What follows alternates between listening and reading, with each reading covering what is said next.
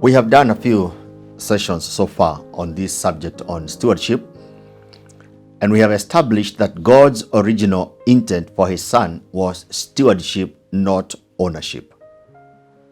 And as we continue looking deeper into this matter and look at it in the light of the word and try to establish God's original intent, God's desire, it is paramount for us to understand that stewardship is ideally connected to God's assignment for man.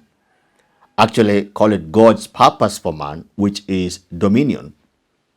So when God created man, right in Genesis chapter 1 from verse number 26, 7 and 8, when God created man, he puts his purpose, his desire for creating man as dominion. Let us make man in our image, after our likeness. That's the form, that's the nature, that's the kind, that's the product.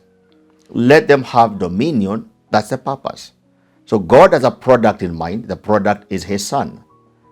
Then God has a purpose for the product in mind, and the purpose is dominion. He says, let us create man in our image and after our likeness. That his son. The product is a son. Is a being that is in the image and the likeness of the source.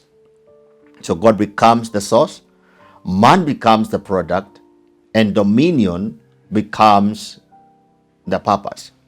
Dominion here is not just about control and subjugating, but is the aspect of advancing God's agenda and purpose on earth, so that it is done on earth as it is in heaven. You have to look at Genesis 1:26 in the light of Genesis 1:1 and 1:2. At the beginning, God created the heavens and the earth. All right, so there is a physical, the spiritual realm, the heavens, and then the physical realm, the earth. And the intention of the physical is to reveal the spiritual, so that the invisible heavens is made visible through the earth, the visible. So God has both the invisible realm and the visible realm. All right, and his intention is that the visible makes real the invisible, or the visible, physical rather, makes visible the invisible. That's not too difficult to understand. The physical, the earth, makes visible the invisible, which is the heavens. All right, and so the invisible God was to be made visible through the visible man. When God creates man in chapter 1, man is invisible. His spirit is invisible. And so after God creates man, the invisible, when God creates man with the invisible, that is chapter 1, verse 27, 6, 7, and 8 of Genesis. All right, so God created he, male and female created he, them. The created being there is spirit, is invisible. Okay, until chapter 2, when God takes the earth and forms man, forms, not creates, but forms, and brings the physical aspect of man, their body. And then God breathed into the physical being, okay, the body, and man becomes a living soul. But the spirit man is created in the image and the likeness of God to become an expression of God. In fact, it should be Hebrews, where the Bible talks about Jesus is the visible image of the invisible God, rather the express image of the invisible God. So Jesus came to become an expression, to reveal the invisible on earth, manifestation of the invisible. That is the intention of God's Son. That is the intention of God concerning his Son, that the Son of God will become an expression of the invisible God. That in the way the Son adjudicates his matters, that you as a son of God, in your reasoning, in your judgment, in the administration of your life, in the way you think, reason, and make judgments, and in your manner of lifestyle, the invisible God becomes visible to men. Now, the principle by which a son of God is to make the invisible God visible is stewardship. It's a lifestyle of stewardship, right? That's how dominion now comes. The agenda of God, the will of God, the intent of God prevail, advances, so that it is continually done on earth as it is in heaven. That which is invisible becoming visible. And so ideally, in kingdom economy, stewardship is about exercising our God-given dominion over his creation. You control, you subjugate, you influence the creation through the principle of stewardship. And we did say that stewardship is connected to your identity and the purpose of your creation. And I've just explained that a few minutes ago. So stewardship is connected to your identity. You cannot separate your identity from stewardship, or rather, you cannot separate stewardship from your identity. If you are a son of God, of necessity, you must live by the principle of stewardship. You must exercise good stewardship. Stewardship is connected to your purpose of existence, which is to glorify God. All right? Why do you exist? To glorify God. Dominion is that God may be glorified. So stewardship is connected to this purpose of glorifying God. The way you live your life, the way you manage what God commits to you, the way you manage God's creation, the way you manage the resources entrusted to you, your very time, your energy, the way you carry yourself, the way you handle relationships, manage relationships, all this, the stewardship is connected to the purpose of your existence. The way you manage all that will either dishonor or glorify God. The way you carry yourself either glorifies God or dishonors God. If you want to live a life, brothers and sisters, ladies and gentlemen, if you want to live a life that glorifies God, then you must be a good and a faithful steward.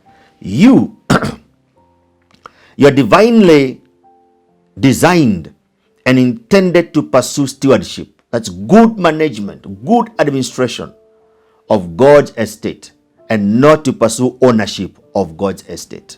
As a son, you are configured by God. That's the original intent. Stewardship, not ownership. You are configured by God for purpose of stewardship, to steward his estate, to manage his estate, to administrate his estate, not to seek to own his estate. And I did say in the last session, then explained, that you can never satisfy the desire to own. The greatest undoing among us is the desire to own. You can never satisfy that desire. It's something you must learn to manage. It's something you must learn to control. Because if you become a victim of the desire to own, if you are controlled by the desire to own, then you're going to live a life that has no regard for anything and anyone. Because as long as I can own it, the end justifies the means. So that's how you will live. All right? And so stewardship is part and parcel of you as a son of God. And let me say this to you again. Stewardship is connected to every gift that you have, every talent that you have, every ability that you have, and every resource deposited within you and committed to you, whether materially or socially or intellectually. Don't separate your gifts, your talents, your abilities, your capacities, your resources from stewardship. You must steward the brains that God has given you, the intellectual capacity. Steward the relationships and the networks God has given you. That's a social wealth. Okay? You must learn to steward the material resources God given to you. You have material wealth, social wealth, intellectual wealth. These resources must be managed well. Relationships are social resource, material resource, intellectual resource. Manage it well in a way that glorifies God. Use your gifts. Manage your gift well, not to oppress, not to manipulate people, not to control people, but to add value to people. I know people will ask me, I thought my gift is supposed to make me, to feed me, clothe me, make me rich and the rest, and so on and so forth. While the gift will feed you, while your gift will clothe you, while your gift will reward you, that is not the purpose of the gift. A gift is given to you to benefit and edify others. It is as you give, it's as you benefit and edify others that the same gift becomes a blessing to you. But the primary reason is to add value. You don't live for you. God would be very selfish to configure you to live for you. You don't live for you. No one is created for you. You were created for others. You exist for others. I mean, you went to school. You're a doctor, you're a lawyer, an engineer. You don't engineer yourself. You don't doctor yourself. You don't argue your own case. All these brains, not for you. You argue others' case. You treat others. You engineer other people's projects. Then they reward you. They remunerate you. So you benefit. So ideally, it is for their sake that God gave you the brains. But we have corrupted the whole thing. And we look at it as something for personal edification. I remember when we were expecting our second child. And my wife went to see a gynecologist. And this guy, a certain doctor in one of the towns, knew that she was a few hours away. And, uses some language to insinuate in case of anything going wrong, we have to do a CS, and here is a contact note of you. He is already trying to make and to lay ground for him to conduct a CS. Later on, I followed and I discovered that was how he operated. Because for him, it's a question of benefiting and making money. I mean, I heard of doctors who are talking and saying, I'm just about to finish my construction. I just need to do a few more CSs. I'm through. So to you, an expected mother is a source of income. You think in terms of CS to complete your house. That's a curse. Bring on yourself. So God gave you this capacity and ability to be a blessing. To be a blessing. That's good stewardship. To be a blessing. So whatever God gives to you, whatever God has committed to you, is that you can manage it well, administrate it well to be a blessing to others. It is as you become a blessing to others that others become a blessing to you. Blessed be the name of the Lord. That's how just and fair God is. While the primary thing is not to feed your stomach. That's secondary. But as you take good care of his people. The law of life is a principle of sowing and reaping. You sow good, you will reap good. So don't look at your gift and your talent, desire, and ability and resource and be preoccupied by the desire to own things, to own God's estate. That will corrupt you. Nations are corrupt because of this desire to own. Men and women, politicians and leaders and government and at all levels, corruption at all levels. Why? Because people want to own. The Bible says the love of money is the root of all evil. Greed. So people are greedy because you want to own. And you will never satisfy the craving, the desire to own, because it's beyond you. It's a spirit. You can't satisfy it. All right? Now, stewardship is about responsibility and accountability. God wants you to live a life of responsibility and accountability. You must learn to be responsible in life and accountable in life. A good steward is both responsible and accountable. Take responsibility and be accountable. That's stewardship. Responsibility and accountability. You can't learn anywhere else how to be a good and a responsible human being if you don't practice good stewardship. You want a promotion in your office? In your office? Rise up the ladder? These days, people don't care. They bribe. They use their body. Sex has become a way and a means of promotion in offices. We know these things.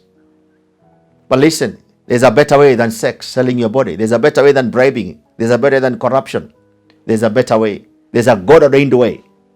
It's the way of stewardship. You become a good steward. They may ignore you, but they can't ignore you forever, because God will always raise a one who will take note of your stewardship. The thing that got Joseph out of the cell was good management of the gift he had. When he interpreted the dreams of both the cupbearer and the baker. When he went again to State House and interpreted the dream that Pharaoh had. Good stewardship, good management of the gift. Become responsible and accountable in life. That's what a good steward operates in. That's how a good steward operates in life. We can't live a life of people, careless people, irresponsible people, irresponsible men, irresponsible women, irresponsible children. No, we can't have that. We have to come up to a place where we raise responsible men and women in the society. Now, as God's son, your spiritual DNA, your DNA is that of a steward, not an owner. Now, if you look at Genesis 1, 2, and 3, in chapter 1 and chapter 2, man is in perfect state, walking with God, and God comes, God visits man. Man is taking care of the garden, man is tending the garden, man is very keen on what he's doing. You know, man is operating at his optimum, highest levels of intelligence, highest levels of excellence, highest levels of diligence, honesty, integrity, righteousness, godliness, purity, productivity. There's such a sweet sense of living. Genesis 1 and chapter 2. Chapter 1, chapter 2. Now that's the pre-fall era. In chapter number 3, man falls, and the crisis begins. Now listen. In the pre-fall mindset, Adam, a son of God, is operating as a steward. Therefore, stewardship is a pre-fall concept. Stewardship is a pre-fall concept. It's the mindset that the son operates with. The man is in a place of tremendous sense of rest, security and rest.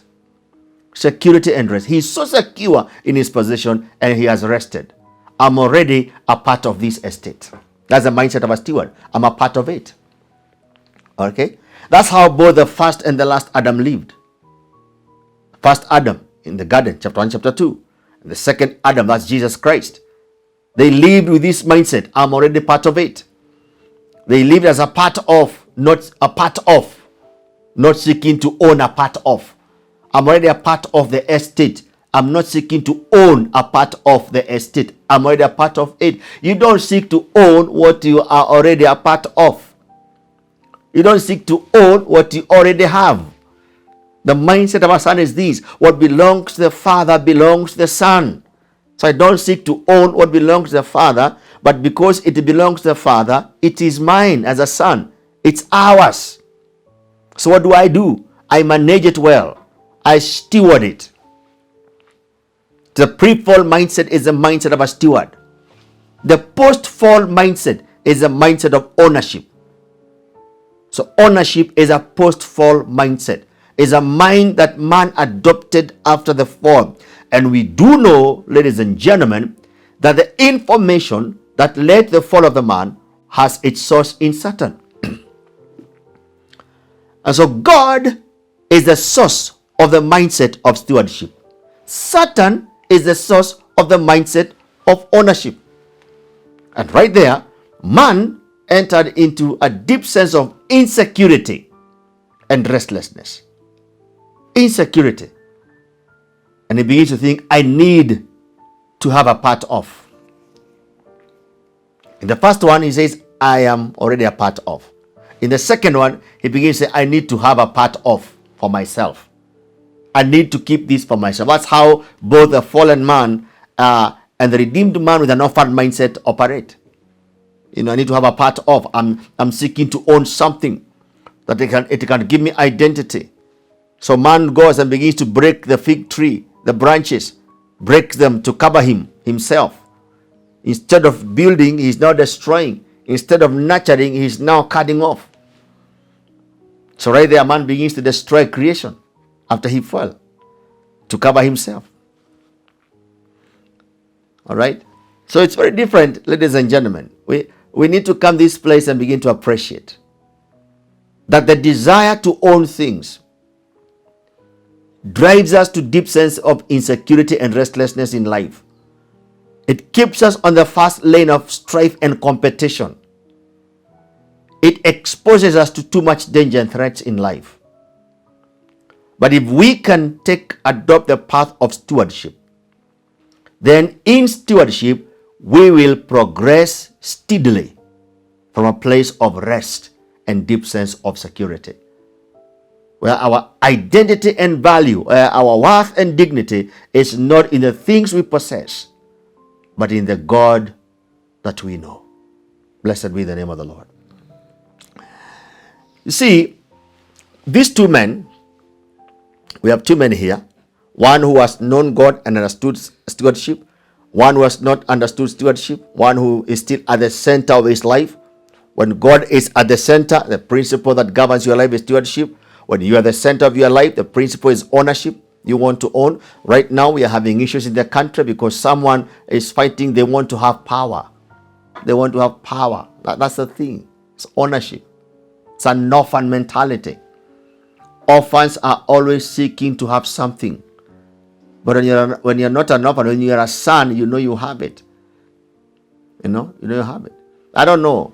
You bring somebody in the house, maybe from an environment of scarcity. They have had problems. They have scarcity. They have not had, enjoyed things. Bring them in the house. They begin to misuse what is in the house.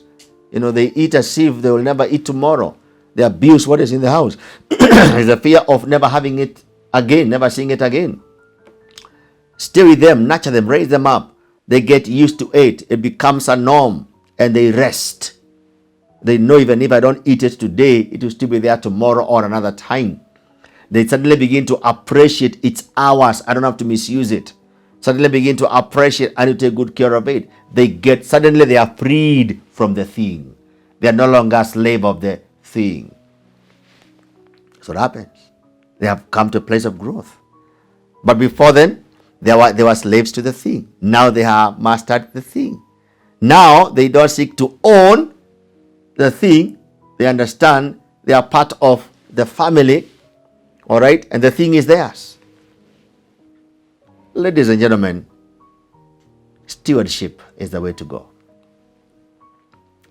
And so, when you have a son, born again believer, who operates the mind of a son. On the other hand, you have a born again believer who operates with the mindset of an orphan. There's no difference between them and one who is not born again in the way they face life. Okay? So what happens?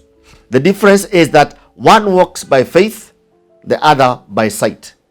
One has set their minds on things above, the other has set their minds on things on the earth. One lives for God and the other for themselves. One knows God as Father, that's a steward. The other knows God, knows about God's acts and his works. Think about God in terms of what he can do for me, not who he is to me. If you're going to live a life of integrity, you're going to think of God in terms of who he is to you. Not in terms of what he can do or he does. Not in terms of works. Okay? To one, they exist for God, but to the other, God exists for them. To a man who has understood stewardship, a son of God, they understand, I am here for God. The kind of life I live is to glorify God. But the one who has an orphan mentality, who is seeking to own, to them, God exists for their sake. He exists to give them. God exists to give me. God exists to bless me. God exists to take care of me. In other words, I'm the master. That's why God exists. I am the reason why God exists. My friend, you are not. Before you are, God was. After you are, God will still be. You found him, you will leave him here. You don't exist for God. Stop being the center. All right? One lives and operates under grace. The other lives and operates by the law. One lives and is inspired by divine design for life. They're God-centered. But the other lives and is inspired by ambition and self-preservation. That's self-centeredness. So one who is preoccupied and possessed by the desire to own is a self-centered person. They are living for self-preservation. That's why they want to own, to secure their future tomorrow, to protect themselves. They want to take from that one. They want to take from that one. They're always victims of jealousy and competition and greed. And they never celebrate other people. No, they want to own what you have. They feel they should be the one to have what you have. They're orphans. They're the center of their lives. They're operating by self-preservation. One is secure in the Lord, but the other is insecure with the future. When you're possessed by the desire to own, you're very insecure about the future because you wonder what will happen tomorrow now. So I have to own something today to help me tomorrow. My friend, you can live without the fear of tomorrow. Just know God as Father and be a good steward of what He entrusts to you. One knows their identity, but the other is seeking identity in the things. So you want to own to have an identity. You want to own to have a significance. You want to own to get value. You want to own to make a statement. You want to own to make an impression. But if you're a steward, when you're a son of God, then you know who you are in God. One has a point to prove in life, but the other lives. One has no point to prove in life, but the other one lives to prove a point. One is a son, and the other is an orphan, and their motives are worlds apart. Now, the one thing I want you to understand is this. Mature sons relinquish ownership and assume the responsibility of stewardship. And in the subsequent sessions, we're going to be looking at that issue of relinquishing ownership, because it's time for us to come to this point where we relinquish ownership and assume stewardship.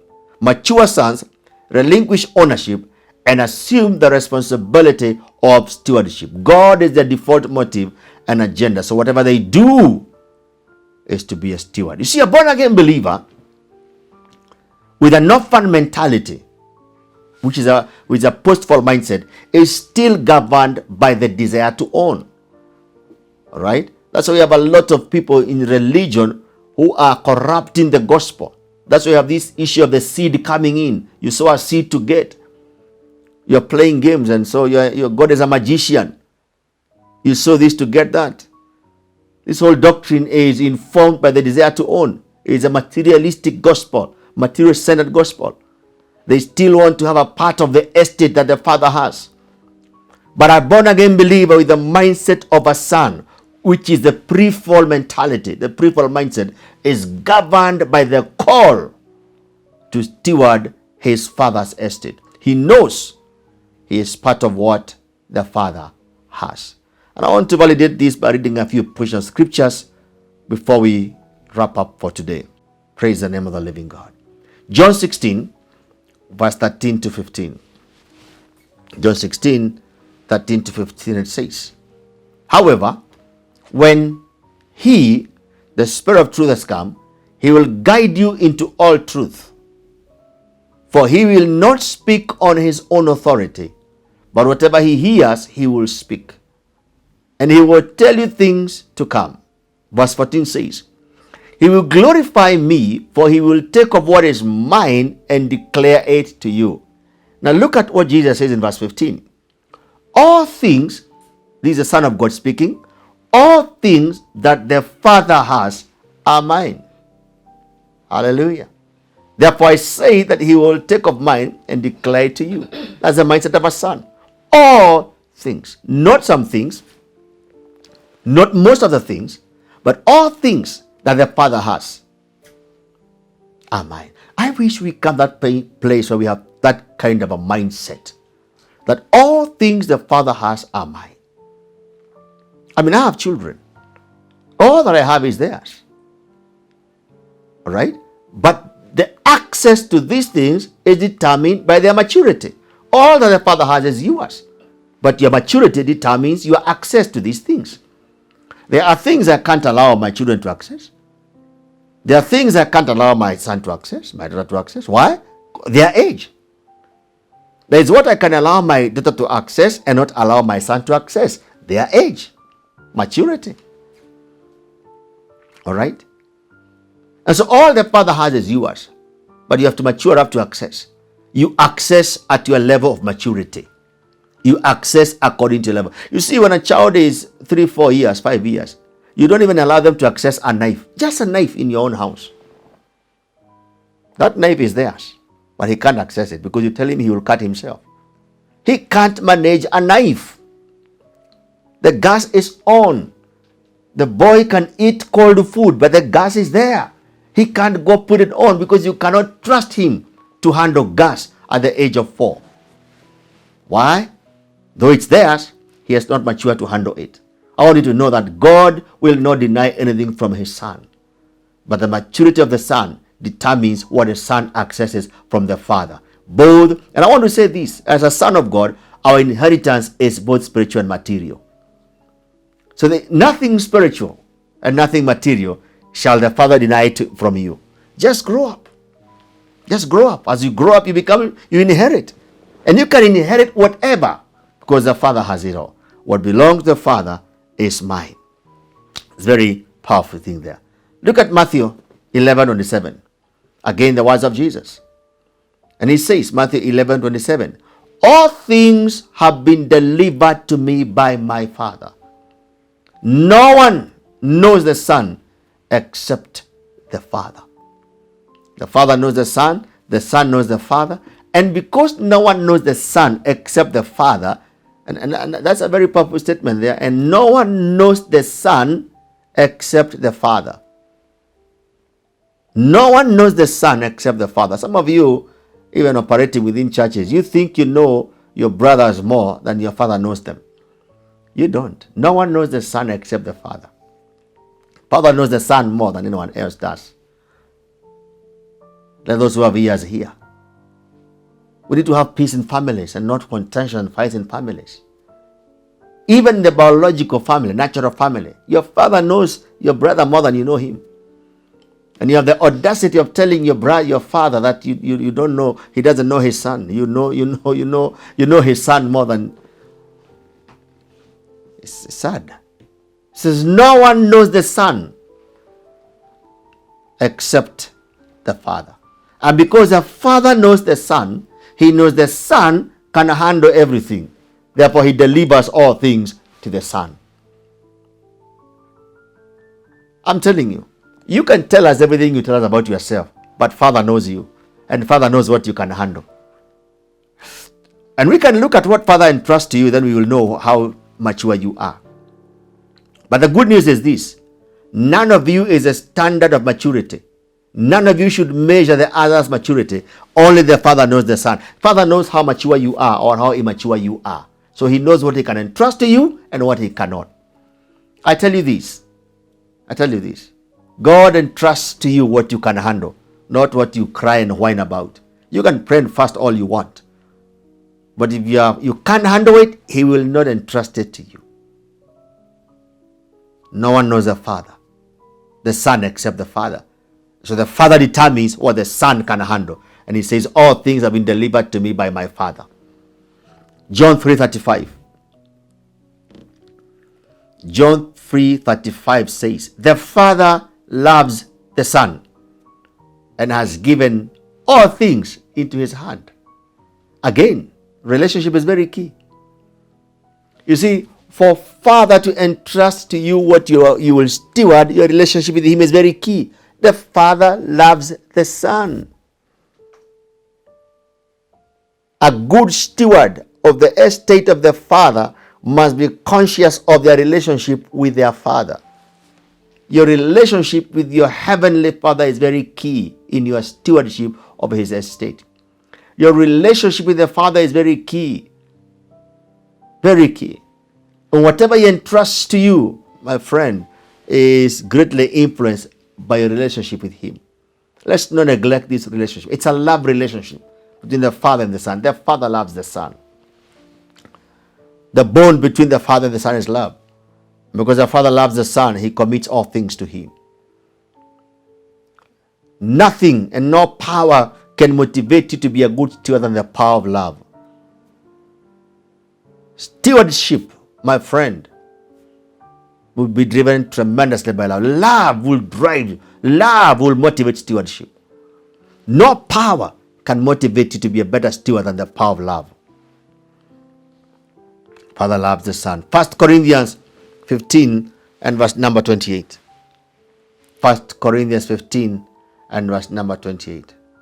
Now when all things are made subject to him, then the Son himself will also be subject to him, the Father.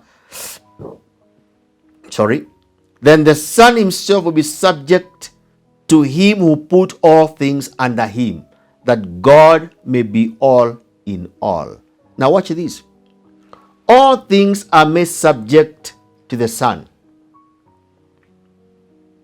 The Son is made subject to the Father, so that the Father, God, is all in all. All right?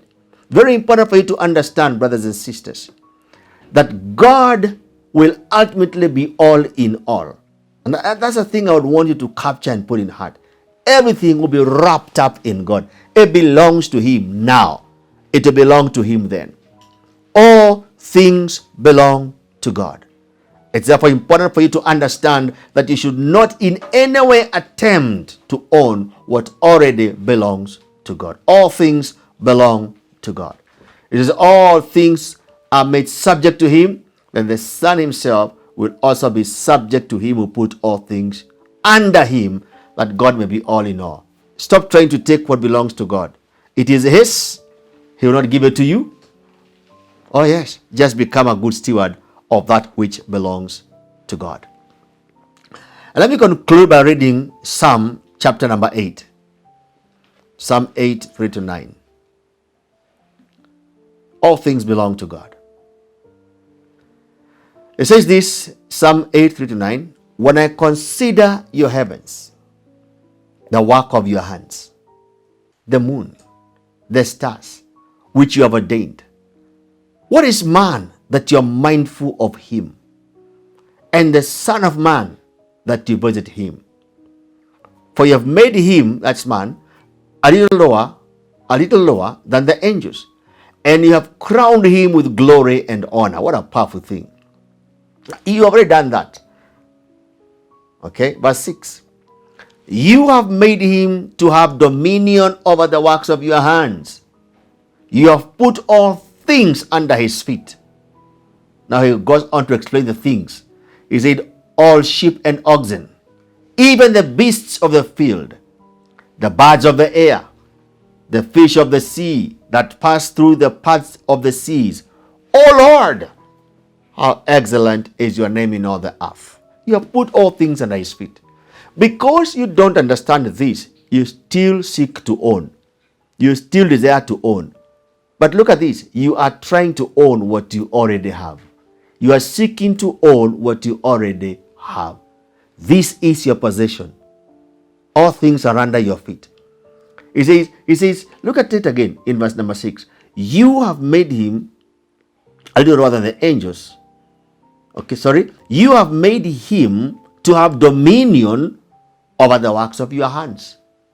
That dominion there brings in the whole idea of stewardship. All right? Because remember, stewardship is connected to dominion. You have made him to have dominion over the works of your hands. If you have dominion, what you think about is not ownership. What you've already been made Lord over, what you've already been made boss over, what you've already been made in charge of, what you've already been made to have rule over, you do not in any way try to own it. Instead, you manage it. You manage it. And that should be the mindset of every son of God. It's a mindset to manage. It's a mindset to administrate that which has already been entrusted to you. All right? But because we don't have this understanding, we don't have this idea, we don't understand it's already committed to us, we try to go get it and bring it to ourselves. Ladies and gentlemen, appreciate that he has given you dominion over the works of his hands. He has put all things under your feet. So what do? You manage all things. Now, I want to just bring this balance here. Because when we talk about these things, the mindset or the idea, the thought of people is that we are saying one should not have anything. Listen, while both a son and an orphan can have material resources under their custody, Their motives are worlds apart. God will entrust both his son, all right, with material resources and anyone else. So God will entrust all according to your ability. So God will not deny you, will not withhold from you. But what you do with it, how you handle it, your attitude towards it is what matters. All right? So while one has a property, he doesn't think in terms of ownership, but thinks in terms of stewardship. And so he begins to think and ask themselves, how can they manage it in a manner that glorifies God? How can they manage it in a way that God is honored? That's a major difference. While one finds their significance, worth, and identity in the thing that they possess, the other one looks at this thing as an opportunity to glorify God in the way they handle it. This possession is an opportunity to glorify God. To the other, it's an opportunity to define myself. So one has God at the center. A steward has God at the center, but an owner has themselves at the center. That's the difference of these mindsets. Mature sons relinquish ownership and assume the responsibility of stewardship. God is their default motive, and God is their agenda. To one who operates with the mindset of a steward, their goal is to glorify God. This is the place I'm calling us to. This is how God intended for life to be lived. To live not dying and seeking to own, but to live as a steward, a good manager, administrator of what has been committed. And see, what happens is, when you prove faithful with a little, he will entrust more to you. He says, take that which is one from the servant who did nothing and give it to the one, not who had 2 and made 4, but the one who had 5 and made 10, the one who had more. Because when you prove faithful with little, more is entrusted to you. Instead of seeking to and trying and fighting to own and become envious and jealous of others who have what you don't have, and you're fighting to have what they have, instead of being greedy and being corrupt and getting into shady deals, here is the better way. Be faithful with what has been committed to you, and the just and faithful God will trust you with more. And may the Lord give you understanding in these things. In the name of the Father, and of the Son, and of the Holy Spirit. Amen.